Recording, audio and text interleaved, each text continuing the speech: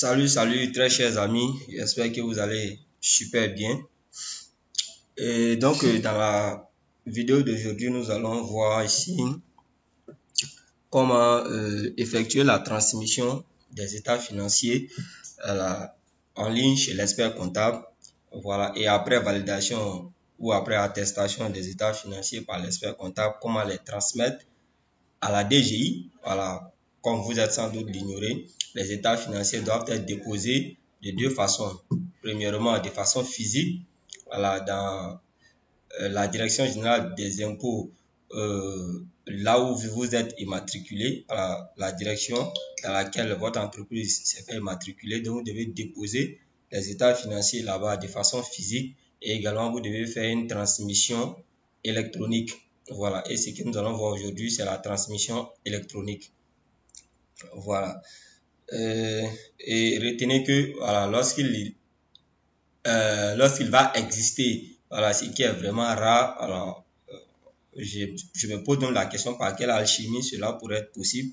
Voilà, il s'avère que les états financiers transmis de façon physique sont différents ou encore il y a une discordance entre les états financiers transmis physiquement et les états financiers transmis de façon électronique en ligne, alors comprenez que seuls les états financiers transmis de façon physique font foi. Voilà.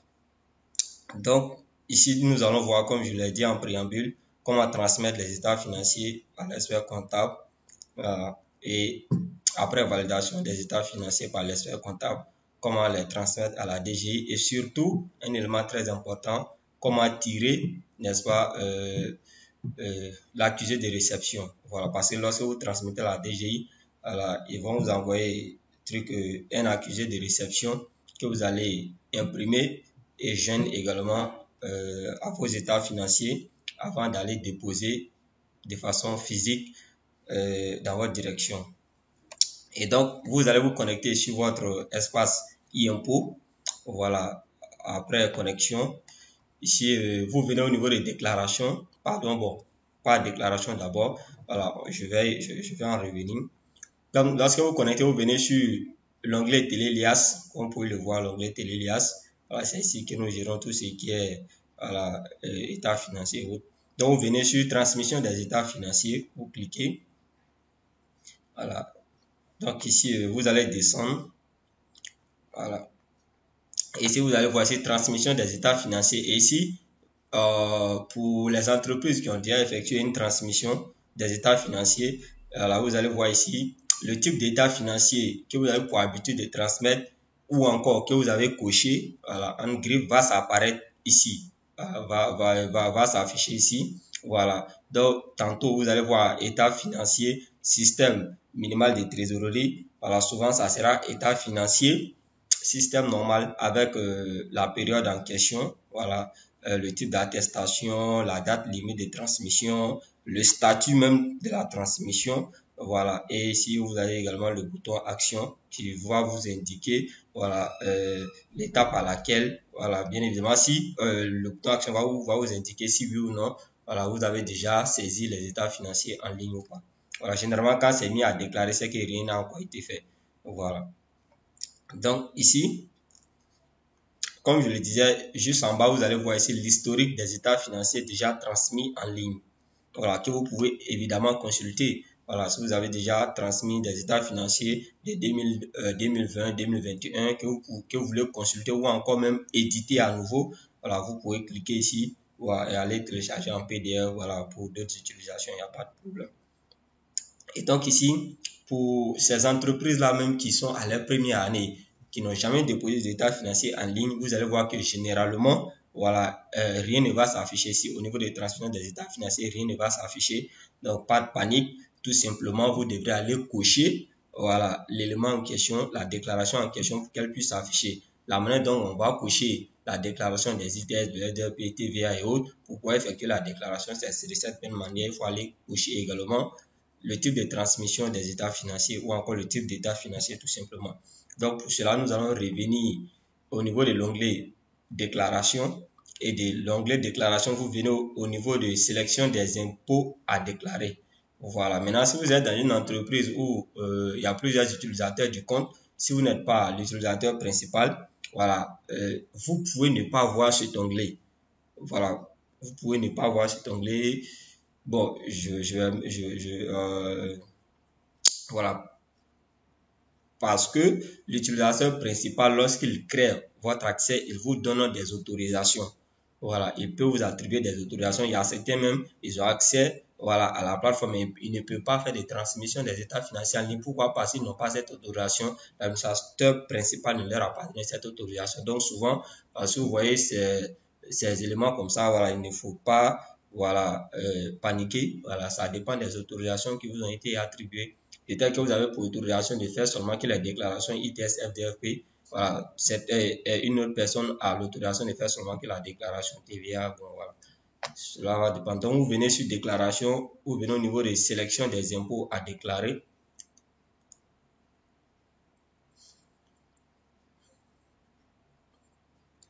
Voilà.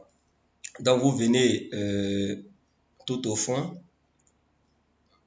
Voilà. Comme vous pouvez voir ici, état financier. Donc, vous allez voir ici, on aura état financier, système, assurance non-vie, état financier, système, assurance vie, état financier, système bancaire, voilà, état financier, système minimal de trésorerie, état financier, système normal, état financier, système financier décentralisé de la zone UEMOA. Voilà. Donc, généralement, ce qui nous intéresse, c'est état financier, système minimal de trésorerie, état financier, système normal. Voilà. Maintenant, si vous êtes dans comment il va dire, dans une institution bancaire, voilà, ou d'assurance, donc là-bas, ils ont, voilà, là-bas, le processus des états financiers est différent des entreprises privées. Donc ici, voilà, donc ici, voilà, vous cochez l'état financier ou le type d'état financier qui vous concerne, vous le cochez. Voilà, voilà. Une fois coché, vous cliquez sur enregistrer.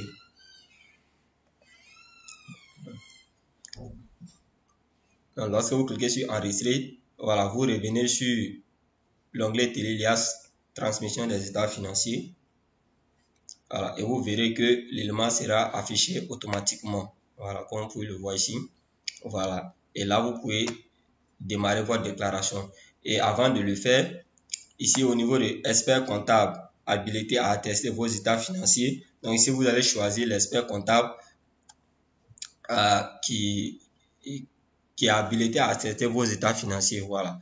Donc, si vous avez pour habitude de traiter avec un expert comptable pendant l'année précédente, c'est l'expert comptable X qui a attesté vos états financiers et que cette année, c'est l'expert Y. Alors, il n'y a pas de problème. Il suffit tout simplement de décocher l'expert X et de, voilà, et enregistrer à nouveau l'expert Y. Soit vous pouvez laisser l'expert X et puis enregistrer également l'expert Y. Les deux experts vont s'afficher, il n'y a pas de problème.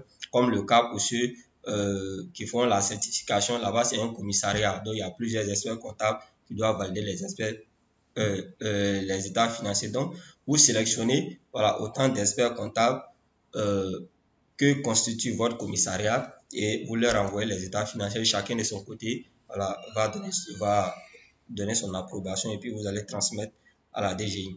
Voilà, donc ici, vous cliquez sur la liste ici, là où c'est écrit expert comptable habilité à attester vos états financiers.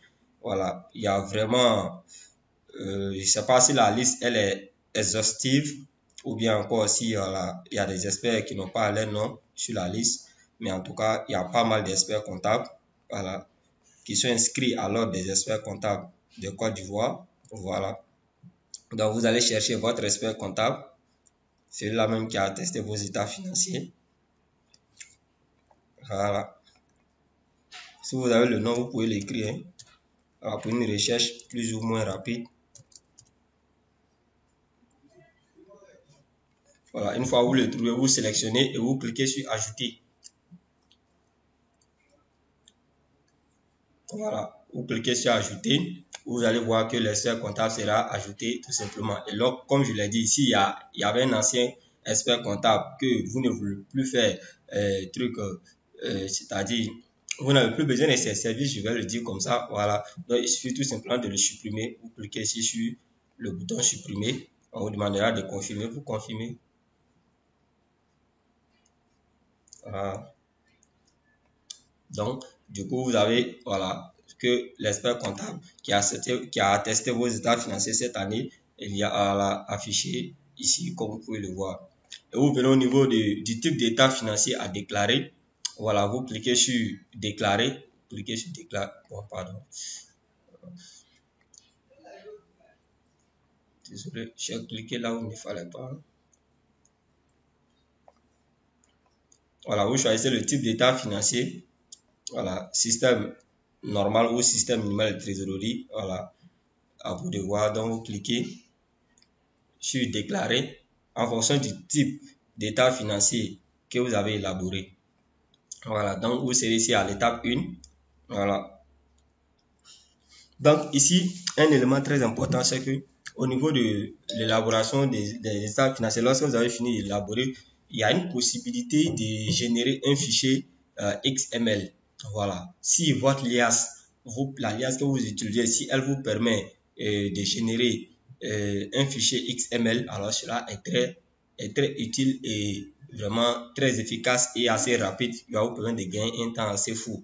Voilà, donc il suffit voilà, de générer le fichier XLM et arriver ici, vous cliquez sur choisir un fichier. Voilà, vous cliquez, ils vont vous ramener dans voilà, l'explorateur de vos fichiers. Voilà, et vous partez tout simplement choisir, n'est-ce pas, votre fichier XML. Généralement, le fichier est affiché comme ça. Voilà, généralement, le fichier va s'afficher comme ça. Voilà, donc vous le chargez tout simplement et après l'avoir chargé, vous cliquez sur lancer l'import du fichier XML. Voilà, ça va automatiquement renseigner tous les champs. Voilà, dans truc en ligne ici, ça va renseigner automatiquement tous les champs. Voilà. Mais à défaut, si votre liasse ne vous permet pas de générer un fichier XML, ce qui voudra dire que vous allez faire une saisie manuelle. Donc, à vous de prendre votre état financier physique et vous allez renseigner chaque page, de la page 1 à la page à la infinie. Si vous avez 100 pages, donc vous allez renseigner de la page 1 à la page 100, tout simplement. Et pour cela, vous allez cliquer sur consultation, saisie, modification des états financiers. Vous cliquez. Voilà, vous allez voir les différentes pages selon ici la fiche R1 renseignement divers, fiche R2 partie 1 renseignement divers. Voilà, fiche R2 partie 2 détail de l'activité. Donc vous allez renseigner toutes ces fiches là. Voilà, vous allez renseigner ici, il y aura la partie bilan, actif, passif, le compte de résultat, le TFT, le tableau de flux de trésorerie. Donc, au fur et à mesure, vous allez regarder voilà, les différentes pages qui se trouvent sur votre état financier. Vous allez renseigner ces pages-là. Voilà, ici, ou si vous voulez renseigner, par exemple, voilà, ici, la fiche R1 renseignement divers, il vous suffit de cliquer sur déclarer. Vous cliquez sur déclarer. Voilà. Et vous renseignez tout simplement, comme vous pouvez le voir ici, la date de début de l'exercice comptable, la date de fin de l'exercice comptable, la date d'arrêt effectif des comptes. Voilà, l'exercice précédent clôt le. Donc tout cela se trouve sur votre état financier physique. Vous n'avez qu'à regarder et renseigner. Voilà. Lorsque vous finissez de renseigner une fiche, vous enregistrez. Vous cliquez sur enregistrer. Voilà, pour revenir renseigner, n'est-ce pas, l'élément suivant. Donc vous renseignez et vous cliquez sur retour à la liste des tableaux. Vous cliquez pour faire retour à la liste des tableaux.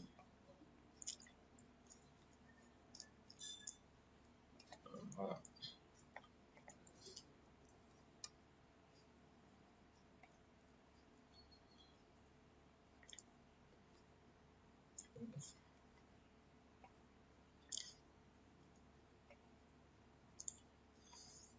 Donc, ensuite, vous allez continuer voilà, le renseignement des autres fiches ou des autres tableaux, tout simplement. Consultation, saisie. Voilà, donc parfois, vous allez avoir ce genre d'éléments-là, erreur bloquant, erreur non bloquant. Lorsqu'il s'agit d'une erreur bloquante, alors c'est que lorsqu'il s'agit d'une erreur bloquante, ce qui voudra dire que vous n'allez pas pouvoir valider votre état financier à la fin tant que vous n'avez pas corrigé l'erreur. Voilà, comme vous allez voir ici, tout à l'heure, j'ai rien enregistré et j'ai rien saisi et j'ai enregistré, donc il m'affiche qu'il y a une erreur bloquante. Par contre, si c'est une erreur non bloquante, alors vous pouvez poursuivre, voilà, et à la fin, vous pouvez valider, il n'y a pas de problème. Donc, vous allez renseigner ça soigneusement, voilà, du début jusqu'à la fin, du moins pour voilà, les tableaux vous concernant ou les tableaux qui se trouvent dans votre état financier physique, bien sûr. Donc, comme je l'ai dit, lorsque vous finissez une partie, vous enregistrez, vous finissez une partie, vous enregistrez. Voilà, donc, lorsque vous allez finir tout ça, vous allez venir ici, au niveau de l'étape 1, validation des états financiers. Vous allez choisir le type d'attestation. Voilà, et ici, c'est très important, il faudra faire attention. Est-ce que vous êtes concerné par, comment je vais dire, voilà, est-ce que vous êtes concerné par une attestation de visa ou bien par une certification? Est-ce que c'est la procédure de visa qui vous concerne ou la procédure de certification? Donc, en fonction de la procédure qui vous concerne, vous allez choisir visa ou encore certification. Voilà, donc, une fois choisi tout cela, vous cliquez sur valider et transmettre à l'expert comptable. Donc, lorsque vous validez, vous cliquez sur ce bouton-là, valider et transmettre à l'expert comptable. Ça va afficher chez l'expert comptable là-bas. Il pourra, n'est-ce pas, voir vos états financiers. Il va les regarder. Voilà. Et si tout est correct, tout est convenable, alors il va donner son approbation. Il va valider également de lui son côté. Voilà. Donc, c'est ce qu'il faut faire. Et une fois que lui valide, voilà, je vais vous montrer maintenant comment ça va se présenter. Là,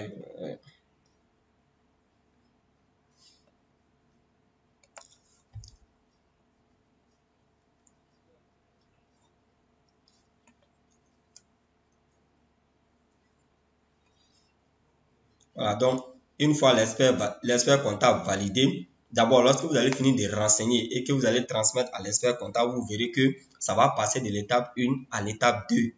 Voilà, et à arriver à l'étape 2, l'expert comptable, comme je l'ai dit, voilà, il verra les états financiers, il va regarder si tout est conforme à son niveau, il va les valider. Voilà, et une fois l'expert comptable validé, vous revenez, vous connectez, vous venez sur Télélias, transmission des états financiers, vous cliquez. Voilà, et vous descendez. Voilà, au niveau des transmissions des états financiers, vous allez voir ici le type d'état financier que vous avez renseigné. Vous allez voir juste au niveau du statut. Vous allez voir au niveau du statut à transmettre. Donc, dès que vous voyez au niveau du statut en vert à transmettre, cela signifie que l'expert comptable a déjà validé. Donc, en ce moment, vous cliquez sur consulter.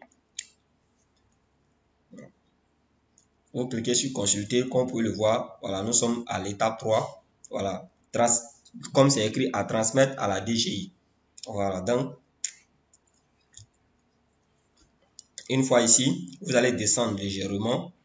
Comme vous pouvez le voir, tout est affiché, le nom de l'entreprise, voilà, le type d'état financier, tout ça, la date limite de transmission, voilà, tout est affiché. Et vous descendez légèrement.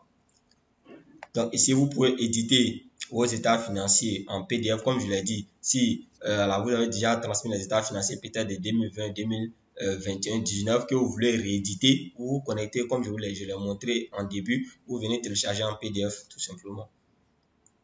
Voilà. Si vous voulez, vous pouvez les consulter également en ligne. Ici, consulter les états financiers, il n'y a pas de problème. Donc ici, voilà, vous descendez à l'étape 3, comme vous le voyez, transmission des états financiers à la DGI. Donc vous allez cliquer ici, transmettre définitivement les états financiers à la DGI. Comme vous pouvez renvoyer les états financiers pour correction. Parce que souvent, l'expert comptable peut regarder, voilà, il va juger qu'il faut effectuer des corrections. Donc, il va envoyer un message pour dire qu'il faut faire des corrections à tel niveau. Donc, vous pouvez ramener les états financiers pour faire correction. Pour correction, après la correction, vous les ramenez chez l'expert comptable. Donc, ici, voilà, nous allons cliquer sur transmettre définitivement les états financiers à la DGI. Donc, vous cliquez. Ici, vous pouvez mettre un petit commentaire si vous voulez. Voilà, veuillez recevoir. Voilà, mais c'est pas obligatoire, quoi. Voilà, si vous voulez, vous le mettez. Si vous voulez, vous laissez. Il n'y a pas de problème. Veuillez recevoir, messieurs,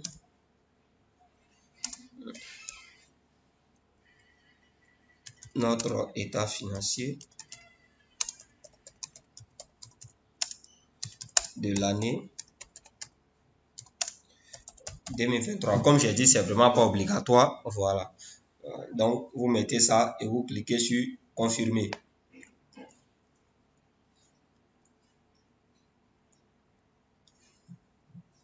Donc, un message va s'afficher ici pour dire vos états financiers ont été transmis à la DGI, à la Direction générale des impôts. Voilà. Donc, vous voyez que nous sommes passés à l'étape 4, tout simplement. Nous sommes passés de l'étape 3 à l'étape 4. Voilà, donc de l'étape 1, nous avons fait les saisies. L'étape 1, c'est la saisie. Après la saisie, nous transmettons à l'expert comptable ou encore au commissariat. Voilà. Et après validation par l'expert comptable, voilà, nous transmettons à la DGI à l'étape 3. Et après l'étape 3 ici, c'est, n'est-ce pas, la finale ici. Donc ici, c'est de tirer l'accusé de réception ici. Comme vous pouvez le voir ici, accusé de réception par la DGI. Donc, comme je vous l'ai dit en préambule, lorsque vous transmettez à la DGI, il vous envoie un accusé de réception. Donc, vous cliquez sur accusé de réception. On clique une fois.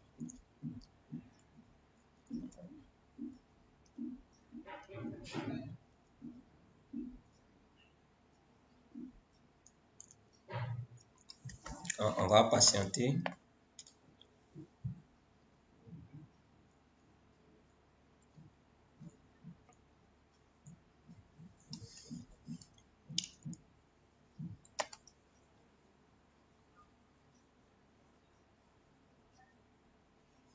Voilà, donc une fois l'accusé de réception affiché, comme vous pouvez le voir, dépôt en ligne des états financiers de l'exercice 2023. Donc, c'est voilà, ce reçu-là qui vient confirmer que vous avez effectivement transmis vos états financiers en ligne.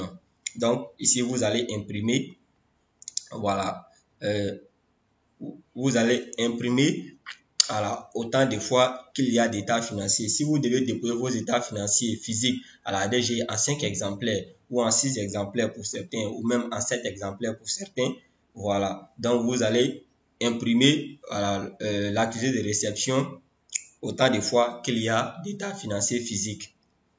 Voilà. Donc, si vous avez 5 états financiers physiques, vous imprimez en 5. Voilà. Ou bien vous pouvez imprimer à un nombre illimité. Cela dépend de vous. Voilà. Donc, les amis, j'espère que cette vidéo vous sera d'une très grande utilité. Voilà. En cas d'incompréhension, vous pouvez toujours m'écrire dans les commentaires ou m'écrire en privé. Voilà. Je ferai l'effort de répondre à vos différentes préoccupations dans la mesure du possible, bien sûr. Voilà. Et si vous avez aimé cette vidéo, n'hésitez surtout pas à liker, à partager.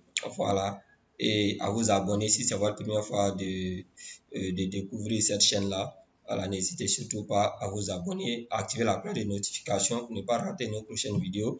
Et d'ici là, portez-vous bien et on se dit à la prochaine.